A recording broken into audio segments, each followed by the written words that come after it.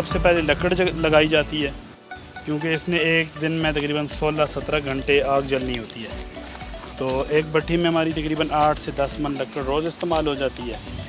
ये हमारी कॉपर का देग है, तकरीबन 90 kg का ये हमारा देग है। और इसके अंदर हम फूल साफ़ करके डाल देते हैं।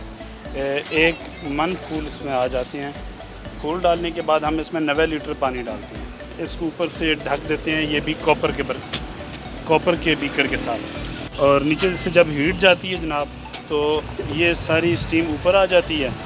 पहले बॉयल होता है, फिर स्टीम ऊपर आती है, इस पाइप के थ्रू डिस्टिल होके ये इधर घड़े में आ जाता है। ये घड़ा जो है ये भी तांबे का बना हुआ है जनाब, और ये एक दिन में हम 5 घड़े निकालते हैं। चश्मे का पानी जो है ये साथ साथ ये कूलिंग प्रोसेस हो रहा है, और ये स्टीम जो है ये ठंडी हो जाती है और बैठ जाती है। ये तकरीबन 40 लीटर इसमें अर्क बन जाता है। ये प्रोसीजर 2.25 से 2.5 घंटे में तैयार हो जाता है।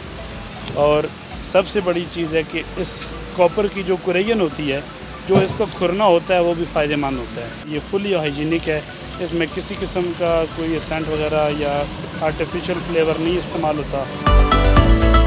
उसे हम टैंकियों में भरते हैं पानी की, और हमारे पास फूड ग्रेड टैंकीज़ हैं, तो हम उसमें इनको डालते हैं। जितने भी अर्कियात बनते हैं, अर्के गुलाब, चोरका, कोई भी अर्क हो, उन्हें टैंकियों में डालते हैं, फिर बॉटल्स में भरते हैं। 200-225 लीटर अर्क की तैयारी में तकरीबन 16-17 घंटे लग जाते हैं। इसमें फूल तोड़ना, फूलों को साफ़ करना, फिर भट्टी की सफाई करना, इसके अलावा उसे लेप करना,